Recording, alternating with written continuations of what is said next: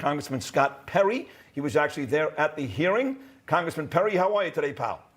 I'm doing great. Great to be with you guys. Yeah, the hearing was very informative, and unfortunately, for most people that are watching any other network, they're never going to see anything like that.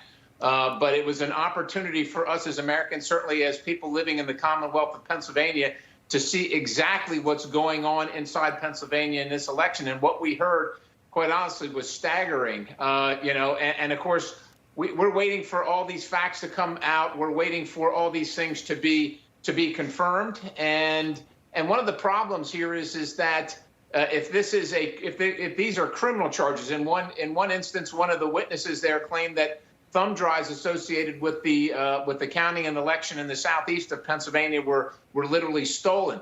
That would be a criminal case, and of course, those things can take months and months to develop and to figure out. So, in the meantime, we've got an election. We have to know what the answers, what the results are, and America and of course Pennsylvanians need to know that they can count on the election results as they happen. And right now, their confidence has been shaken. And I think that hearing certainly bore that out. It bore further scrutiny. We don't want to make a decision too hastily here. And so it's important that we have all the information and we make sure that we're moving forward with complete information. But it's apparent at this point that some in state government, some in the media, and some on the other side of the aisle, so to speak, are interested in moving forward very quickly to solidify what they're characterizing as President-elect Joe Biden, without actually looking at all of what happened in this election process and the potential fraud that occurred, what it looks like in many, many states across the country. So we would urge, first of all, everybody to we all want to know, right? Whether you're a Democrat or a Republican, you want to know whether you won legitimately. It's the only way we're going to be able to govern legitimately, and it's the only way the American people are going to have trust and faith, and not only in the electoral system, but also in the governance that's happening from Washington, D.C. So we have to absolutely know.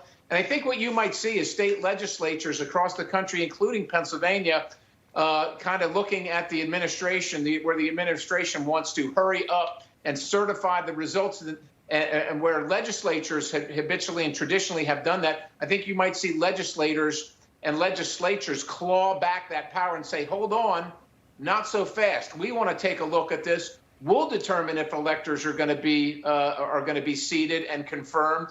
And we're not so sure right now, based on everything we're seeing here and everything we heard in this hearing and what is yet to be forthcoming. Sir, for those who didn't have a chance to watch it, give us some examples of what you did hear from people. Well, like I said, among other things, I was very, very concerned about hearing thumb drives being taken. Of course, that one thing that is perennial in all these states is that only Republicans were kept out of the counting, so to speak, of the tally of the votes. And that's one of the things that's seminal in America, that both sides get to watch. And that one side was cut out. And oh, by the way, the time that they were cut out, it seems to be coincident with the time that Joe Biden's lead, occurred. So when you can't watch, the one side that's counting the votes, that's when that side takes the lead in the election. So that's a problem. But also the breathtaking actions taken by the Secretary of State in Pennsylvania and the governor and the courts in this state, where the legislature literally wrote the law, and then the Secretary of State, with the governor and the court's approval, then rewrote the law to allow voting after Election Day was over, to allow for what we call curing or fixing of ballots for some counties, but not for other counties, to allow for no verification of signatures. That's not their job.